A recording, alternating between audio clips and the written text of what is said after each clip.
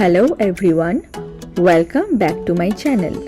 আমি পুষ্পিতা চলে এসেছি নতুন ভিডিও নিয়ে। আজকের ভিডিওতে থাকবে আলাস্কার সবথেকে বড় সিটি অ্যাঙ্করেজ বেড়ানোর অভিজ্ঞতা, এর কিছু অজানা ইতিহাস ও ভৌগোলিক তত্ত্ব, আর কিছু মাস্ট ভিজিট অ্যাট্রাকশনস, আর তার সঙ্গে 2026-এ বেড়ানোর টিপস অ্যান্ড গাইড। অ্যাঙ্করেজের ইতিহাস এবং সংস্কৃতি হল প্রাচীন আদিবাসী ঐতিহ্য, প্রগ্রেসিভ মনোভাব এবং আধুনিক বৈচিত্র্যের এক অনন্য সংমিশ্রণ। গোটা আলাস্কার পপুলেশনের প্রায় 50% মানুষই এই শহরে বসবাস করে।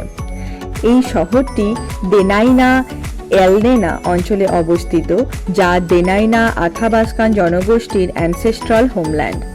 তারা হাজার হাজার বছর ধরে এই জল ও স্থলের সাথে গভীরভাবে সম্পর্ক বজায় রেখে এখানে টিকে আছে।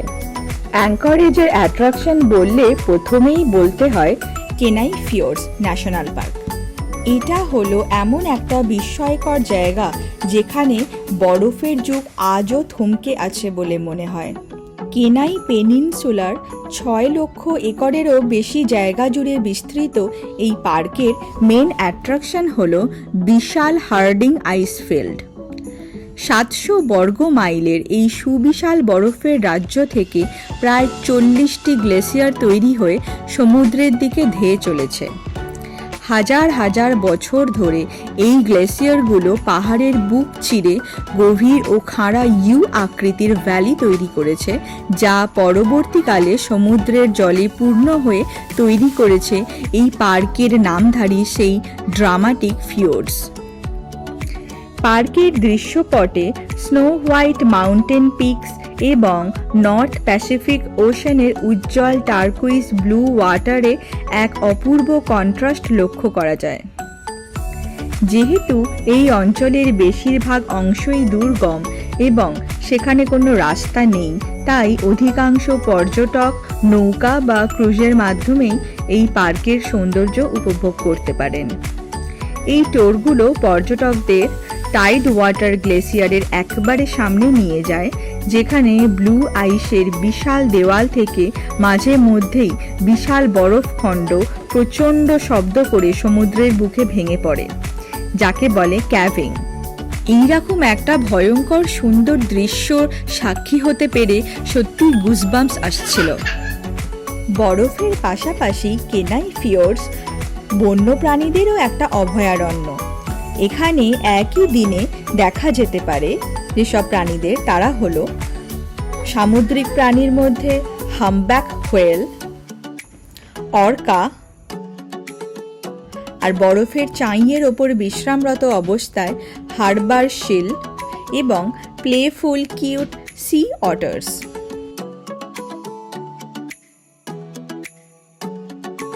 সমুদ্রের মাঝে মাঝে এই পাথুরে পাহাড়গুলোতে হাজার হাজার পাখি এসে বসে।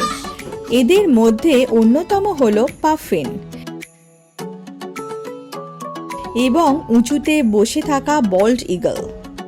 এছাড়া উপকূল রেখায় খাবারের সন্ধানে ঘুরে বেড়ানো কালো ভাল্লুক বা গ্রিজলি বেয়ার এবং খাড়া পাহাড়ের গায়ে চড়ে বেড়ানো মাউন্টেন গোটের দেখা পাওয়াও অসম্ভব নয়। যারা বাই রোড যেতে পছন্দ করেন তাদের জন্য এক্সিট গ্লেসিয়ার এলাকাটি একমাত্র সড়ক পথের মাধ্যমে যাতায়াতের সুযোগ করে দেয়।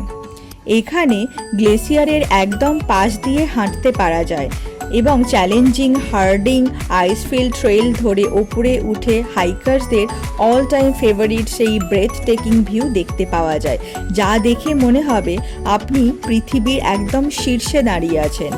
এক বিশাল ফ্রোজেন হরাইজন, যা আপনাকে মনে করিয়ে দেবে আলাস্কার ওয়াইল্ডারনেস কতটা শক্তিশালী এবং প্রাচীন।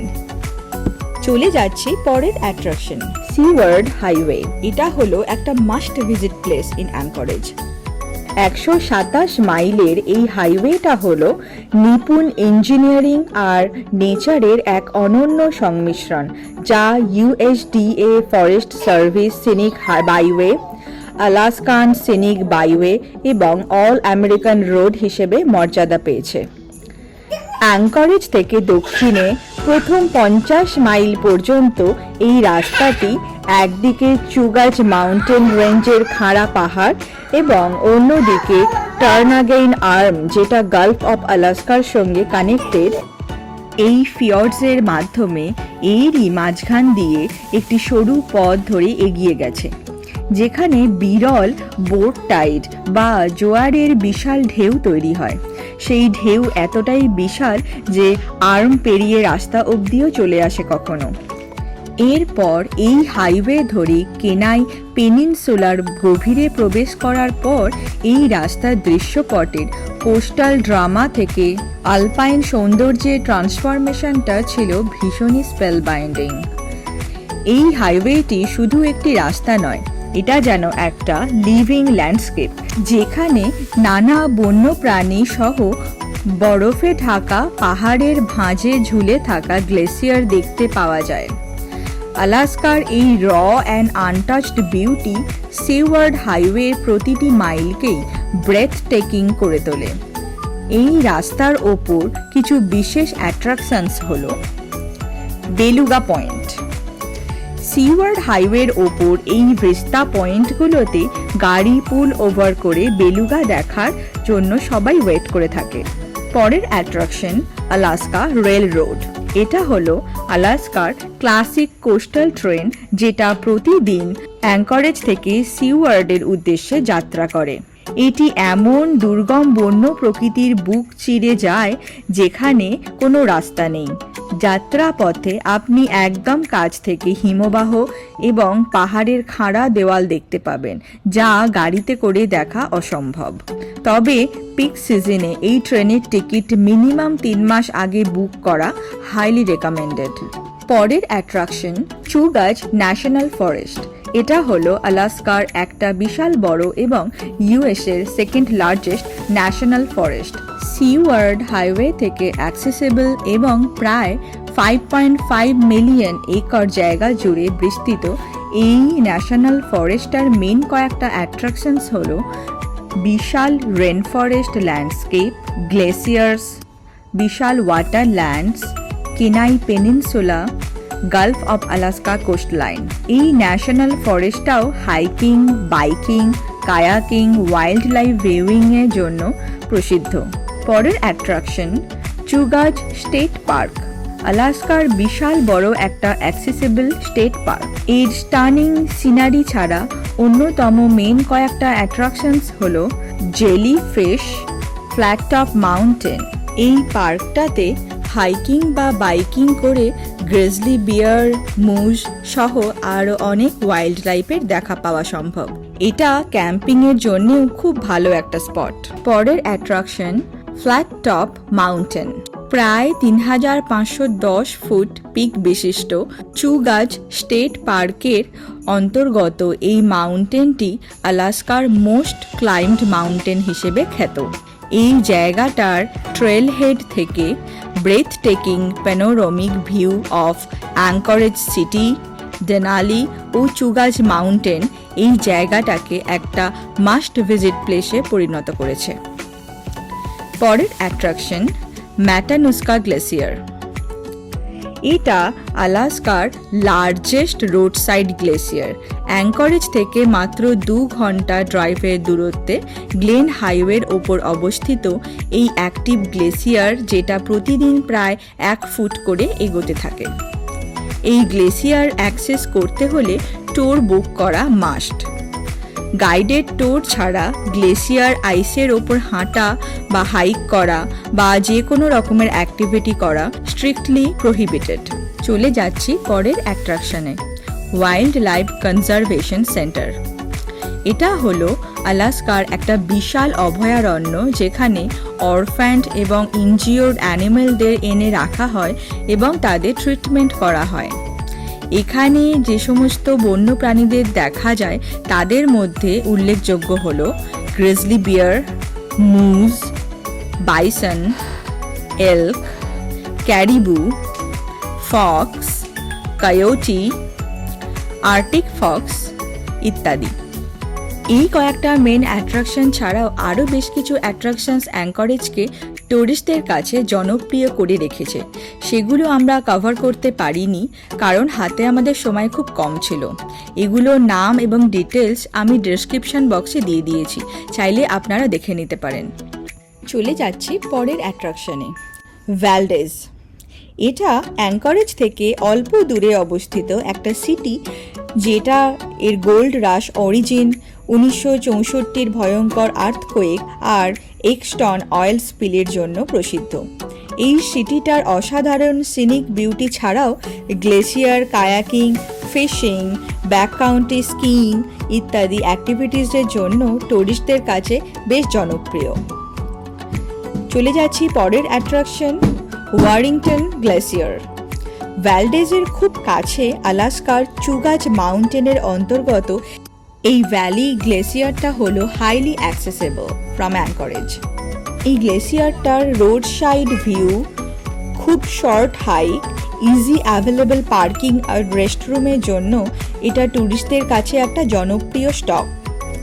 তবে এর ফলিং আইস আর ফলিং রকের জন্য সাবধানতা অবলম্বন করা খুবই জরুরি। চলে যাচ্ছি পরের অ্যাট্রাকশনে, ইগলু হোটেল। আলাস্কার ক্যান্টওয়েলের কাছে অবস্থিত প্রায় 80 ফুটের এই বিশাল ডোম স্ট্রাকচারের হোটেলটা ইগলু হোটেল বা ইগলু সিটি নামে পরিচিত। এটা 1970 সালে কনস্ট্রাক্টেড হওয়ার পর থেকেই টেকনিক্যাল ও সেফটি রিকোয়ারমেন্টস মিট করতে না পারায় অ্যাবান্ডেন্ট হয়ে পড়ে আছে। এটা অ্যাঙ্করেজ থেকে ফেয়ারব্যাঙ্কস যাওয়ার পথে হাইওয়ের পাশে দেখা যায়। পুরো অ্যাঙ্করেজ সিটিটা ভালোভাবে ঘুরতে হলে মিনিমাম 3 থেকে 4 দিন হাতে রাখতেই হবে। আমাদের হাতে মাত্র 2 দিন ছিল, তাই আমরা এই কটা জায়গায় কভার করতে পেরেছি। বর্তমানে অ্যাঙ্করেজ ইউএসের অন্যতম বৈচিত্র্যময় শহর, যেখানে এখানকার স্কুলগুলোতে 100টিরই বেশি ভাষায় কথা বলা হয়। এই সমৃদ্ধ সাংস্কৃতিক মেলবন্ধন অ্যাঙ্করেজ মিউজিয়ামের ওয়ার্ল্ড ক্লাস আদিবাসী শিল্পকলা থেকে শুরু করে টাটকা স্যামন মাছ এবং বিভিন্ন দেশের ঐতিহ্যবাহী খাবারের সমারোহে স্পষ্টভাবে ফুটে ওঠে। মেলবন্ধন বলতে মাথায় এলো মেলা, মানে আলাস্কান ফেয়ার। আমাদের যাত্রাপথে হঠাৎই আবির্ভাব ঘটে এই প্রাণবন্ত কার্নিভালের। এটা দেখার সুযোগটা তাই আমরা হাতছাড়া করতে পারিনি। এই মেলাতে ছিল নানা ধরনের আদিবাসী হ্যান্ডক্রাফট, ড্রেস আর accessories shop, local food stall আর ছোট ও বড়দের রাইডস। অ্যাঙ্করেজ ছাড়াও আলাস্কার হার্ট অফ ওয়াইল্ডারনেসের বিশাল গভীরতার অনুসন্ধান করার ও পৃথিবীর শেষ প্রান্ত অবধি পৌঁছনোর ভয়ঙ্কর অভিজ্ঞতা 2026 সালে আলাস্কা ঘোরার গাইড, টিপস ও কিছু সতর্কতা এবং ফেয়ারব্যাঙ্কসের থেকে নর্দার্ন লাইটস দেখার সেরা জায়গাগুলো কি কি, এই সব কিছু নিয়ে আমি অলরেডি কয়েকটা ডিটেলড ভিডিও পোস্ট করেছি আমার চ্যানেলে। তার লিঙ্ক আমি ডেসক্রিপশন বক্সে দিয়ে দিচ্ছি, চাইলে আপনারা দেখে নিতে পারেন। আর তার সঙ্গে 2026 সালে বেড়ানোর বেশ গুরুত্বপূর্ণ টিপস এবং সতর্কতাও আমি ডেসক্রিপশন বক্সে দিয়ে দিচ্ছি, আপনারা অবশ্যই সেটা দেখে নেবেন। আজকের ভিডিও এখানেই শেষ। ভিডিওটা কেমন লাগলো অবশ্যই জানাবেন কমেন্ট বক্সে। আর এই ভিডিওটা ভালো লাগলে প্লিজ লাইক অ্যান্ড শেয়ার করবেন, আর প্লিজ আমার চ্যানেলটা সাবস্ক্রাইব করবেন। আপনাদের সাপোর্ট আমাকে আরও বেশি ইনফরমেটিভ ট্রাভেল ভ্লগ বানাতে এনকারেজ করবে। এই জায়গাটা নিয়ে যদি আপনাদের কোনো কোয়েশ্চেন থাকে সেটাও অবশ্যই আমাকে কমেন্ট বক্সে জানাতে পারেন, আমি নিশ্চয়ই রিপ্লাই করব। তাহলে আজকের ভিডিও এখানেই শেষ। ভালো থাকুন, সুস্থ থাকুন, দেখা হচ্ছে পরের ভিডিওতে।